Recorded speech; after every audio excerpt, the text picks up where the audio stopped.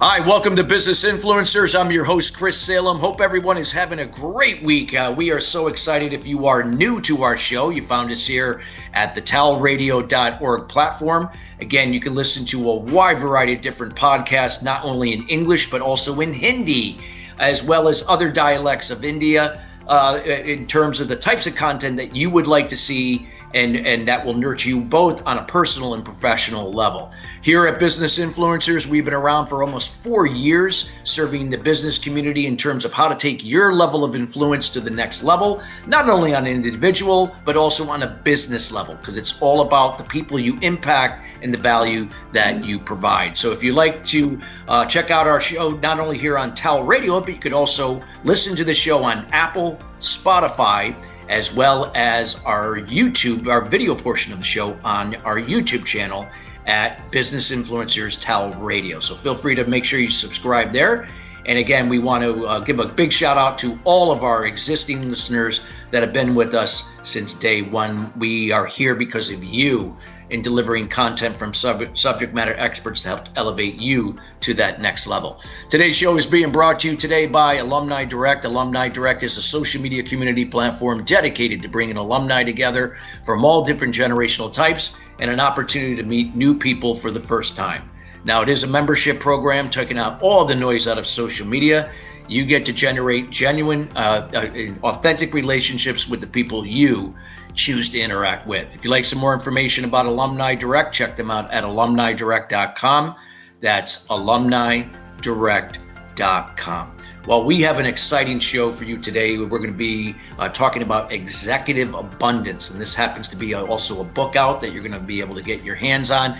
This is somebody I personally know. We've had ties back to the old Evolutionary Business Council days, EBC, back in the day. And we're going to be here with Mitchell Levy. And a little bit about Mitchell. Mitchell is a global credibility expert. He's a two-time TEDx speaker, an international best-selling author of over 60 books, and an executive coach at Marshall Goldsmith's 100 Coaches. After interviewing 500 thought leaders on credibility, he published a 7-country international best-selling book, delivered a powerful TEDx on humanity, created courses, and created the Credibility Nation membership community to help those live, learn, and surround themselves with others on the credibility journey.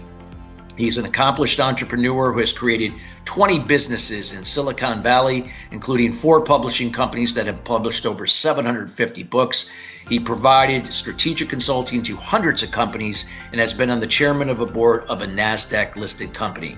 Mitchell has been happily married for 33 years and prior to COVID-19, regularly spent 4 weeks a year in Europe with family and friends, which to my understanding, that's going to change for the better because he's going to be going back over there. And without further ado, we welcome Mitchell Levy to the show. Mitchell, how you doing today? Chris, it is always good to see you. We are both aging well, I believe. We'll see. I know I'm pushing near 60 here. I'll be 59 in July, so I'm about a year and three months or something like from the big 6-0. So it's, but nonetheless, I can't fight it. I just roll with it and try to maintain my health and my well-being. That's all we can do. Exactly. Well, we want to. Actually, the truth is, be you and add value to the world, right? That's what it is. That's it. I got to be the example and be the resource, and that's what I strive to do. I strive to be my best, not the best, but to be my best every day to inspire others to do the same for themselves. That's all we can do. Perfect.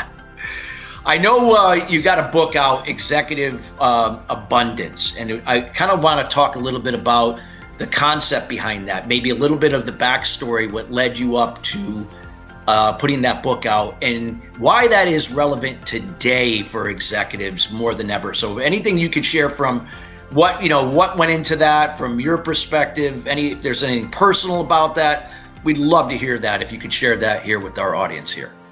So the interesting part is I've been on a 7-year journey Yeah. So what you wrote about is in 2019, I interviewed 500 thought leaders on credibility, came up with an updated definition of what is credibility. I did that TEDx, wrote a book.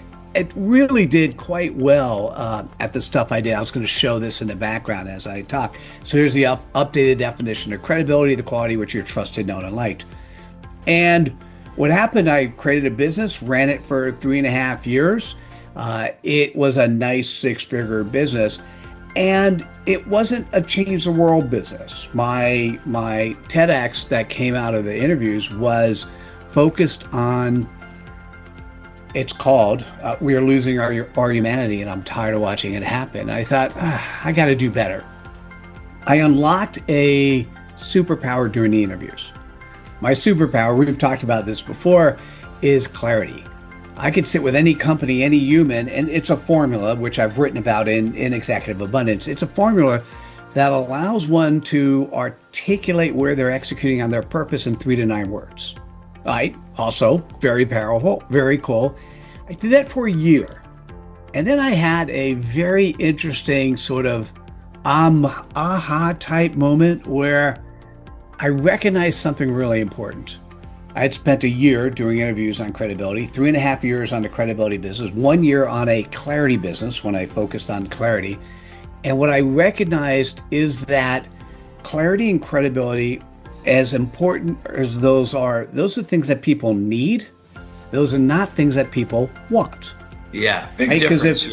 It's a huge difference. When I interviewed the 500 thought leaders, 98% of people do not have clarity.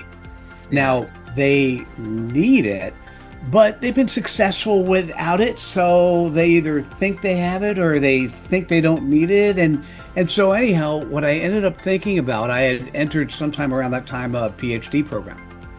And I'm now about 3.5 years into the PhD program. I originally started and realized I didn't want to do a dissertation on credibility, because I've done the research. Didn't want to do a dissertation on clarity.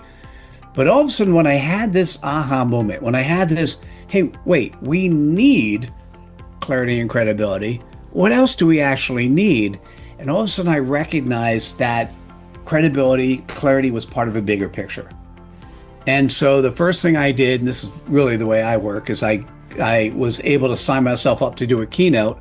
And I said, let's call it Executive Abundance. You know, it's sort of executive presence taken to a much higher level. And if you don't mind, I'll show you a picture of it. Yeah, please do. Executive Abundance is a 4x5. And so there is an engine of executive abundance. And so clarity is still there. Clarity, credibility. What's added to that is consistency and commitment. And so what's fascinating about having an engine like this is people need all 4 elements, but what do they really want? You want abundance. And so what do you bring abundance to? So the way this formula is the engine of executive abundance is then applied across the executive abundance ecosystem.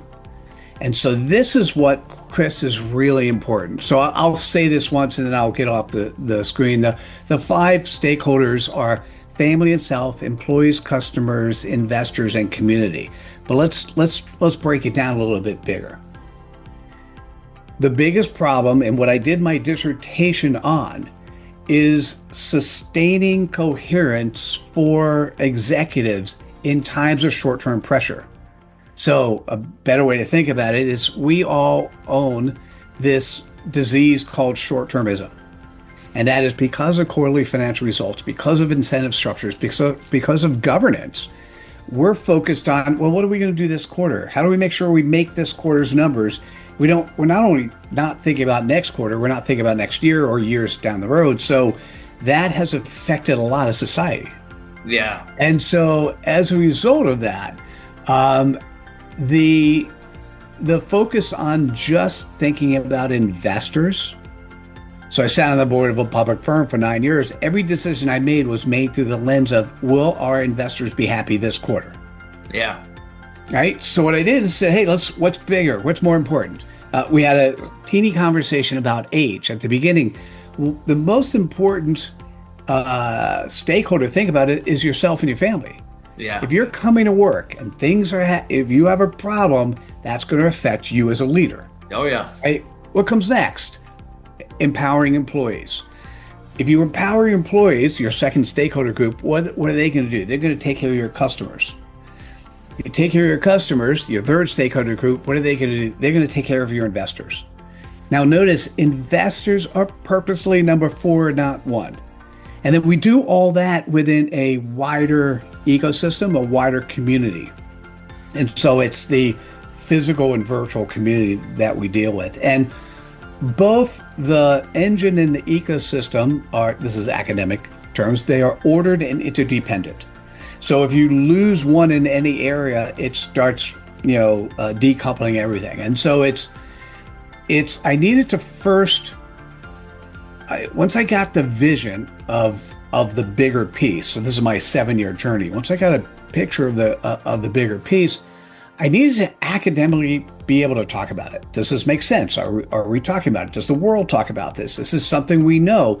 It turns out we've been talking about short-termism for probably a little over a century, right? So I think about Alfred Deming. Alfred Deming, if you know that name, he is the guy who helped Japanese companies sort of come back into being after World War II. He's a guy who pushed. We know him for time and motion studies. When I did my MBA, I was under the impression that Deming was the father of short-termism. But that's something that management theory sort of truncated in the 80s and 90s. What Deming actually said was, if you do time and motion studies, had better quality, your employers would be happier, your customers would be happier, the business would be better. Right? So we truncated Deming's. He is not the father of short-termism. As a matter of fact, you could almost say he's the father of executive abundance, but he didn't actually use those words. Yeah. Same as Peter Drucker. Peter Drucker said, if we focused on the system being the company as a whole, the company would add value to the overall community. And so what my dissertation did, and then subsequently the book, is I built on top of the work that Deming and Drucker did. And so the dissertation, only reason I'm speaking this way is the book itself is not yet officially released. It's available on Amazon, and what I did was a dissertation, which is 5 chapters. And then I also created along with it, I did what's called a capstone dissertation. So what came along with it was this book, 2 chatbots, one on what is credibility, another on how to create clarity, and then 2 courses. And let me tell you one thing about the course, which is kind of cool. So one of my courses is directed to the CEO. Now, you're going to love this. The course itself is 10 minutes long.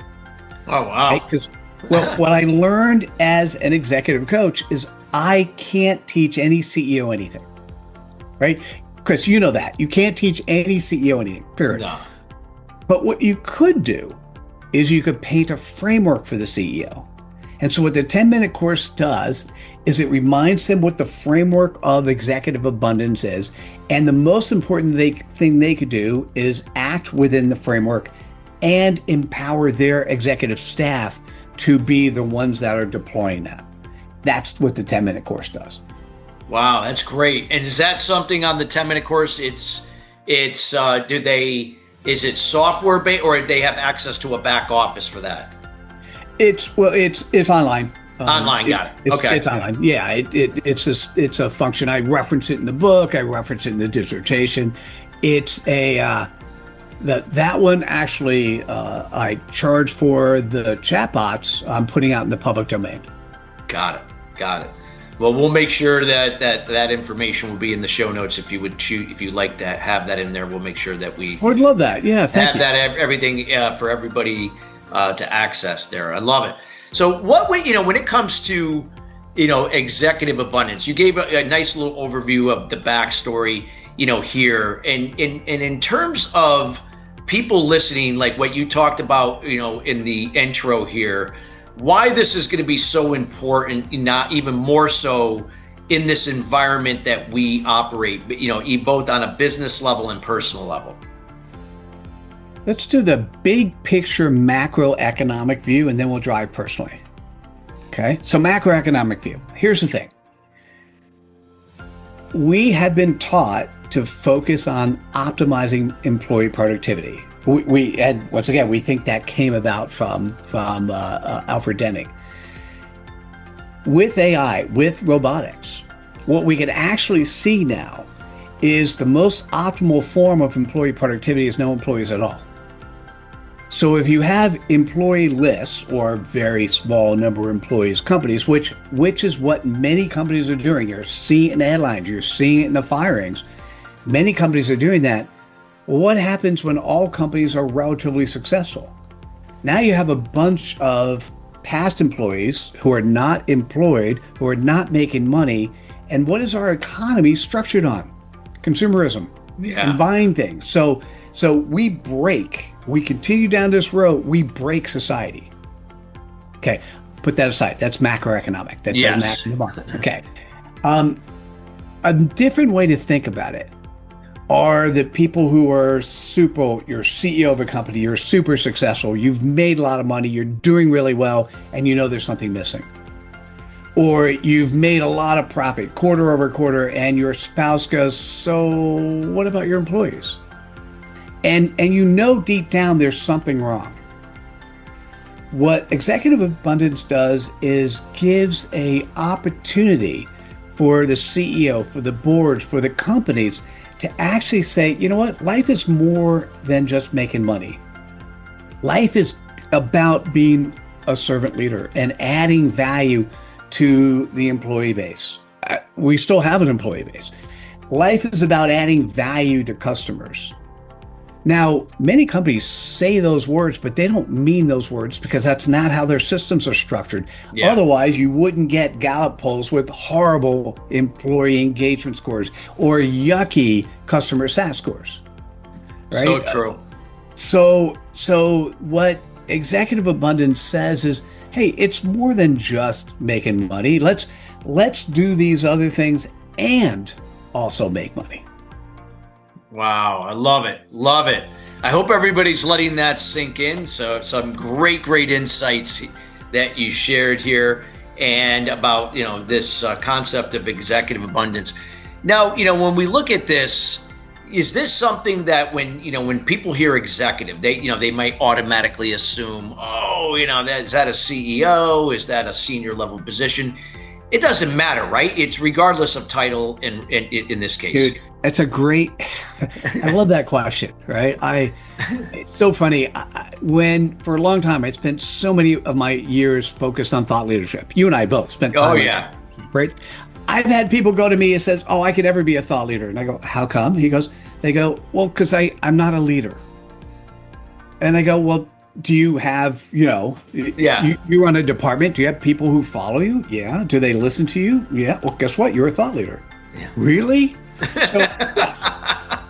Words sometimes change things. So the reason I specifically chose those words, and I chose them very carefully, executive abundance. Abundance is not about accumulating a lot of wealth, although that could be part of abundance.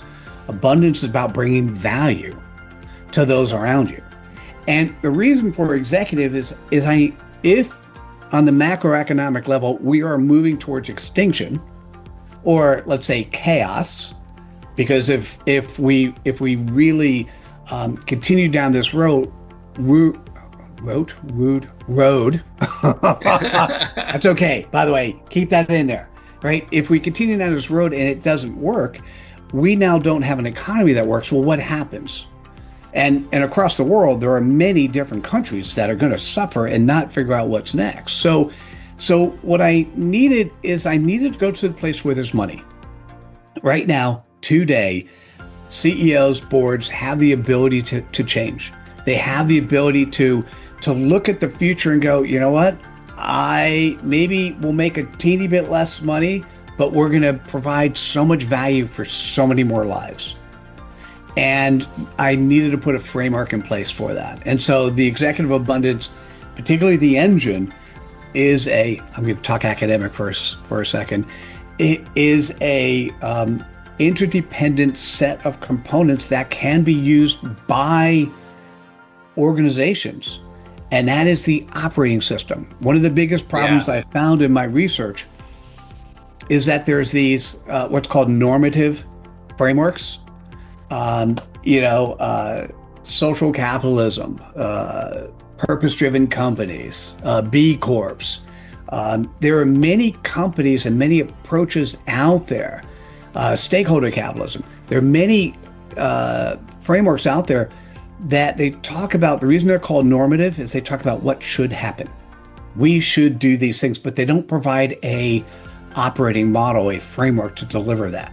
That's where the engine comes into place. Those 4 C's are the engine, and that's what I talk about in the book, is how to actually drive coherence in the types of values, the types of approaches that executives and or leaders and or managers, that people can take inside of the companies. If you're empowered to do it, you are your own leader of whatever division, department, whatever group you are running, even if it's a group of 1, because you're your own leader.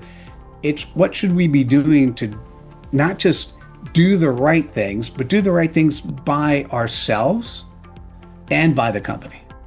Got it. Wow. Love it. Love it. I hope everybody is getting some great value here. I know I am. And again, we encourage everybody to go back and listen to this again, because there's going to be some things that maybe you'll pick up the second time what Mitchell shared. In terms of, executive abundance, there was a key point that you talked about when you were showing one of the slides about consistency. And I always am a big believer, you got to commit, you got to have the accountability, the stickability for things to stick, but it's the consistency of showing up. If you could go into a little bit more about that, in terms of when we talk about executive abundance, why the consistency part is so important. It's really interesting. I think I made the same mistake everyone else made. When I first started talking about credibility, I identified 10 values. It's the quality in which you're trusted, known, and liked. And it turns out, assumed that everyone understood that you can't be credible in a certain way one day and then do something completely different the next day and still be credible. That you needed to be consistent on how you showed up, both online and offline. And so consistency is really just that. In today's world where we're deluged, bombarded with, words are not coming to my mouth. When we have all of this content coming to us, every time I see Chris Salem, I want to see the same person. I want to feel, obviously we age and things change, but I want to feel the same energy. I want to know who you are and what you're doing. I want to feel comfortable referring you to some of my clients because of who you are and how you show up. Yeah.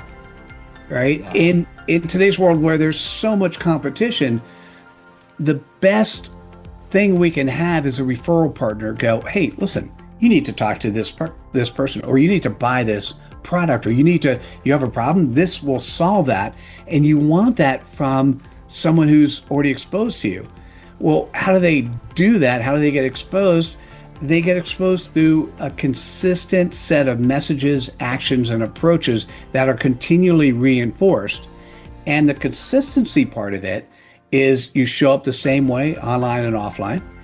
The committed part of it is that even in times of scarcity, actually both in scarcity and success. So one of the examples I used in the Executive Abundance book is WD-40. WD-40 did a phenomenal job of driving executive abundance for decades. As a matter of fact, it was so clean decade over decade that a lot of times in times of success, you could actually start through apathy. You could start losing culture. It's just going to go away. And the CEO, Gary Ridge, did a phenomenal job of continually reinforcing, his vulnerability, his ability to create learning moments, his ability to drive the message of what does it mean to our employees. His company had 95% employee SAT scores. What does it mean for the employees to take care of the customers? His employee SAT scores were also super high, right? And so in times of continued success, it's very easy to let things fall apart. But he didn't. And so that's the thing to be thinking about is how do you drive long-term success? Well, you consistently do the same thing over and over. Wow. I love that.